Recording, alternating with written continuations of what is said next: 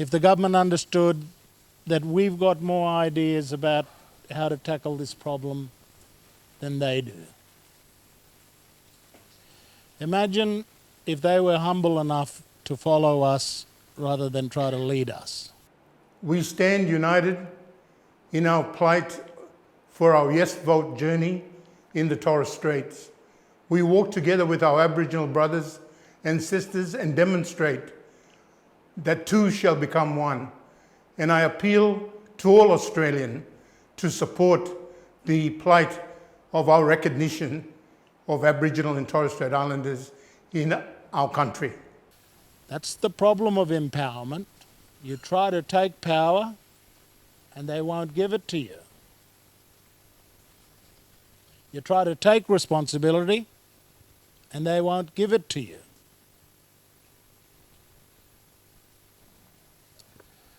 So we could do a lot more if government worked with us rather than against us. And here I'm talking about the detail that will come after the referendum, when we design the voice in legislation, in the law. But a basic idea of it is this, and this is the key. We want to set up in the law a microphone like this and a speaker to the government and the parliament. And we want the ability for our leaders to come to the microphone and put our voice across, telling them what policy we want and what laws we want for our people. Now, who sits behind the microphone and talks? That's for us to work out. And in the Torres Strait, you guys will work out the detail about who speaks into the microphone on what subjects. But the crucial thing with the voice is that we have this and this.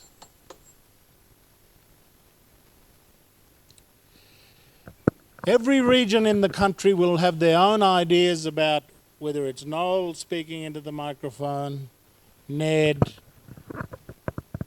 community members. You work out how Torres Strait is going to organise on this side of the microphone. But the crucial thing we will put into the Constitution is the voice. Now, this is another thing that you will talk about and you will design after the referendum. And that is that both sides of politics have said there'll be a local voice. So each of the 16 islands will have a local voice and a regional voice. There'll be both levels of voices, each talking about the appropriate issues that affect you at the local level and the issues that affect you at the regional level. So at the local level, there'll be day-to-day issues that affect your community and each of the villages in the Straits. To talk about the needs, talk about the opportunities, talk about the enterprises, talk about all the issues affecting you at the community level and giving you an ability to put that across to the government. But also at a regional level, to put the issues of the region across to the government. And you've got regional structures established already. I imagine that after a successful referendum, Torres Strait will sit down and have lots of meetings, and you guys will design how you're going to get organised on this side of the microphone, how you're going to have a voice at the island level, and at the regional level, and how all the organisations on this side of the microphone connect together and work together. That's for you guys to decide. Because Arnhem Land will have their own idea about how to get organised on their side of the microphone. And Cape York will have their own idea about how they're going to get organised at the community level and at the regional level. So this question about, what is the voice going to look like? Issues like that, we can't expect every island to fight for by themselves. We've got to fight for it regionally. And not only regionally, we need to take it nationally. Infrastructure for transport. Up here, the infrastructure needed for better transport between the islands to the mainland. Those are big issues that your region needs to take up with the two governments and the local government. We had 2 busloads full of people, and people were talking about, the older people were talking about, leaders at the time, were talking about constitutional change then. That was 46 years ago. Okay. And it's happening now. Yeah. And we're talking about it again, so I agree with you. It will take 50 years or more, but hopefully we get it right this time. So you were how old?